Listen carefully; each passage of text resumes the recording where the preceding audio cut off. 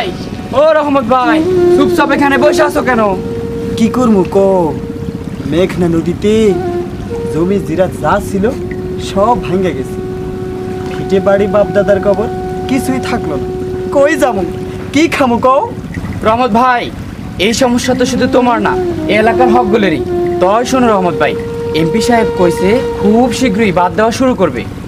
এ আর নতুন কি, প্রতি বছরই তো হুনি বাদ দেওয়ার কথা। বাজার, স্কুল, হাসপাতাল সবই তো ভেঙে গেল, কাজের কাজ তো কিছুই হইল না।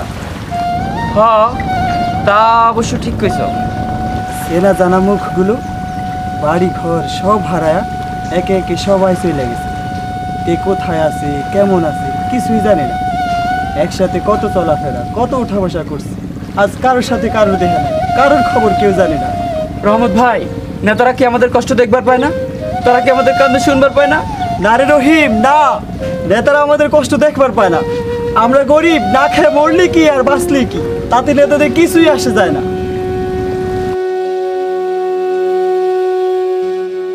নদীরে তুই খাইলি আমার ভিটে মাটি ঘর, ভাঙ্গা নিলি নিঠুর হয়ে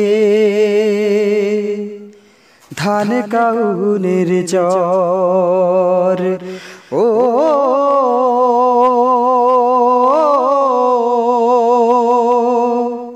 ভাঙ্গা নিলি নিঠুর হয়ে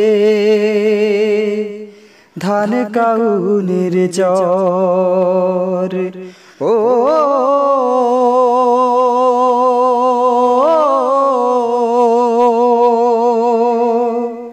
ভাঙ্গা নিলি নিঠুর হয়ে ধান কাউনের চর।